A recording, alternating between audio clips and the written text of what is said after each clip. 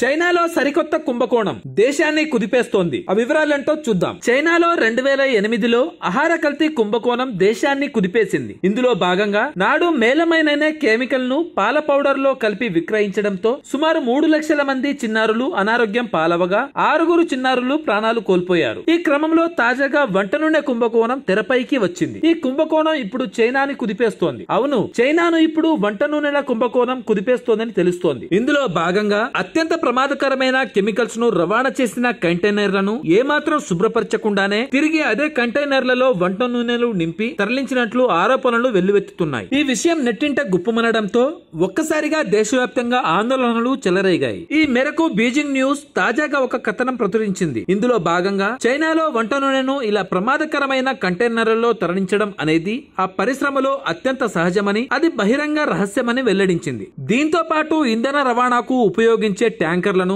సిరప్లు తరలించేందుకు కూడా వాడినట్లు గుర్తించారని వెల్లడించింది. ఈ నేపథ్యంలో ప్రస్తుతం ఈ విషయం చైనాలో హాట్ టాపిక్ గా మారింది. ప్రస్తుతం సోషల్ మీడియాలో టాప్ ట్రెండింగ్ కు చేరింది. ఇందులో భాగంగా చైనా సోషల్ నెట్వర్క్ ప్లాట్ఫామ్ వీబోలో ఈ కుంభకోణం కథనాన్ని మిలియన్ల మంది చూశారని తెలుస్తోంది. ఇదే సమయంలో ఈ వ్యవహారంలో చైనా ప్రభుత్వ రంగ కంపెనీల పేర్లు కూడా వినిపిస్తుండడం ఇప్పుడు మరింత హాట్ టాపిక్ గా మారింది. హైదరాబాద్ లో స్థలం 6 నెలలు ఖాళీగా ఉంటే అపార్ట్మెంట్స్ కట్టి అమ్మేస్తారు. హైదరాబాద్ లో సింగిల్ రిజిస్ట్రేషన్ ఉన్న భూములు గుర్తించడం కష్టం వంటి కామెంట్లు అటు సినిమాల్లోనూ ఇటు సోషల్ మీడియాలోనూ వినిపిస్తుంటాయనేది తెలిసిన విషయమే. అయితే తాజాగా ఒక ఆసక్తికరమైన విషయం సోషల్ మీడియాలో ప్రచారంలో ఉంది. హైదరాబాద్ లో ఇల్లు వద్దకి ఇచ్చిన ఎన్ఆర్ఐలకు సంబంధించింది ఆ విషయం. అవును, తాజాగా సోషల్ మీడియాలో ఒక ప్రచారం హల్చల్ చేస్తోంది. హైదరాబాద్ లోని హై లెవెల్ గేటెడ్ కమ్యూనిటీలో ఆస్తులు ఉన్న ఎన్ఆర్ఐలకు సంబంధించింది ఆ విషయం. ఇంతకు ఏమిటా విషయం? తాజాగా ఎన్ఆర్ఐకి ఎదురైన సమస్య ఏమిటి, అటువంటి సమస్యలు ఎదురవకుండా తీసుకోవాల్సిన జాగ్రత్తలు ఏమిటి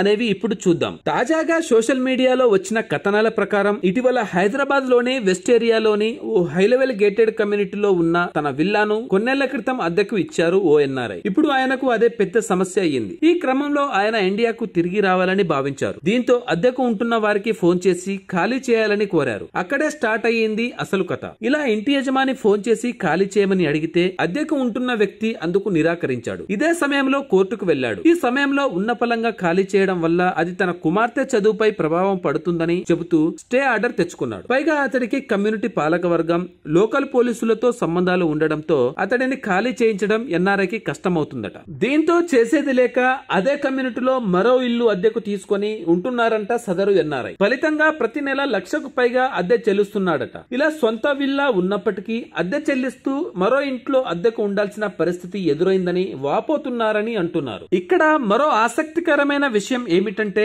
ఇదే సూత్రాన్ని ఫాలో అయ్యి మరో 2 అద్దెదారులు సక్సెస్ అయ్యారని అంటున్నారు. ఈ నేపథ్యంలో హైదరాబాద్ లో ఆస్తులు ఉండి వాటిని అద్దెకు ఇచ్చే ఆలోచనలో ఉన్న ఎన్ఆర్ఐలు తగు జాగ్రత్తలు తీసుకోవాలని సూచిస్తున్నారు పరిశీలకులు. స్థానికంగా బాగా పెద్ద పేరున్న వ్యక్తులకు కానీ రియల్ ఎస్టేట్ వ్యాపారులకు కానీ అద్దెకు ఇవ్వడం మానుకోవాలని సూచిస్తున్నారు. ఉద్యోగస్తులకు ఇవ్వడం బెటర్ అని, ఇల్లు అద్దెకు ఇచ్చే ముందు లాయర్ ని సంప్రదించడం అతి ముఖ్యమని అంటున్నారు. ప్రపంచంలోనే అత్యంత ఎత్తైన శిఖరమైన ఎవరెస్ట్ గురించి, హిమాలయ ప్రాంతంలోని దాని అందం గురించి ప్రత్యేకంగా చెప్పనవసరం లేదు. భారతదేశానికి ఉత్తరాన ఉన్న ఈ ప్రకృతి వరం అద్భుతం, అత్యద్భుతం.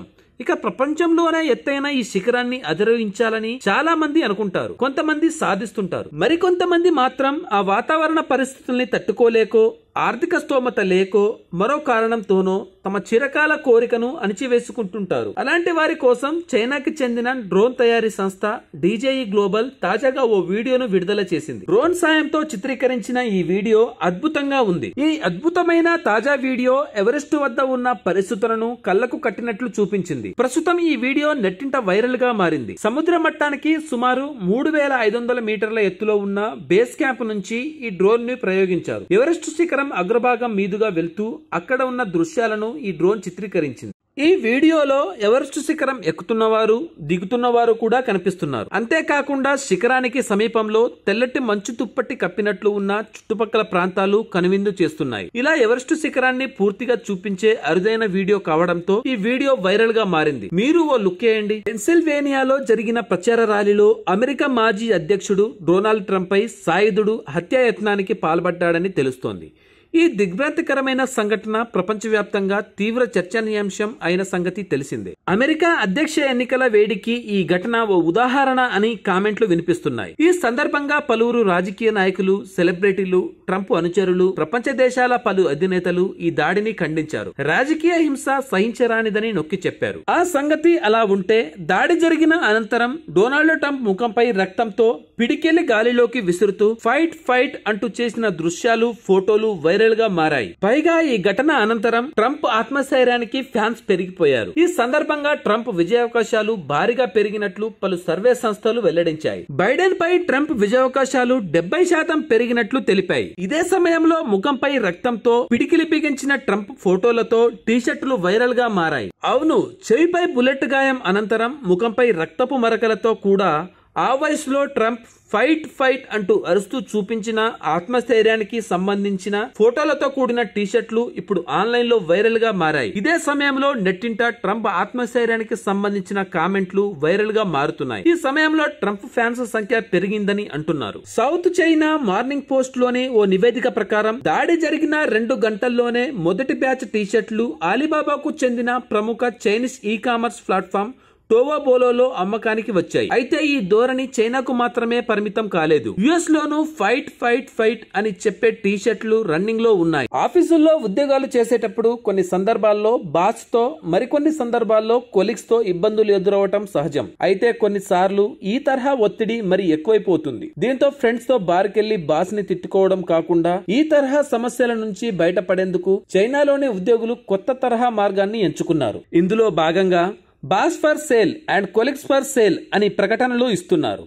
అవును, ఆఫీసుల్లో ఎదురయ్యే కొన్ని సమస్యల వల్ల ఉద్యోగులు తీవ్ర సంఘర్షణకు లోనవుతుంటారు. ఈ సమయంలో చాలా మంది డిప్రెషన్ లోకి వెళ్లిపోవడం, తీవ్ర ఒత్తిడికి గురవడం, ఆ కోపం మరో చోట చూపించి సమస్యలు తెచ్చి పెట్టుకోవడం చేస్తుంటారు. అయితే చైనాలో మాత్రం తమకు నచ్చని బాసులను, కొలీగ్స్ ని ఉద్యోగులు సెకండ్ హ్యాండ్ ఈ కామర్స్ వెబ్సైట్లలో విక్రయానికి పెడుతున్నారు. ప్రస్తుతం ఈ ట్రెండ్ చైనాలో వైరల్ గా మారింది. ప్రధానంగా ఈ కొత్త ట్రెండ్ కి అలీబాబాకు చెందిన second hand e commerce platform Xianyu వేదికగా నిలుస్తోంది. పని ఒత్తిడి, ఆఫీస్ వాతావరణంలో విసిగిపోయిన పలువురు ఉద్యోగులు తమకు ఇష్టం లేని బాస్లు, కొలీగ్స్ ని వెబ్సైట్ లో లిస్టింగ్ కి పెడుతున్నారు. ఈ మేరకు 3 కేటగిరీలు సృష్టించారు. ఇందులో భాగంగా బాధించే బాస్లు, అసహించుకునే కొలీగ్స్, భయం పుట్టించే ఉద్యోగాలు అనే నామకరణాలు చేశారు. ఈ క్రమంలో తాజాగా ఓ మహిళా ఉద్యోగి తన కొలీగ్ ని అమ్మేయాలని నిర్ణయించుకుంది. ఈ మేరకు అతడికి 3,999 యువాన్లకు అంటే సుమారు 46,000కు అమ్మాలనుకున్నట్లు ప్రకటించింది. ఇదే సమయంలో అతడి వల్ల బలవకుండా ఎలా మసలుకోవాలో 10 చిట్కాలు కూడా చెప్తానని ఆఫర్ పెట్టింది. మరో ఉద్యోగి అస్తమానం అవమానపరుస్తున్నాడంటూ తన బాస్ ని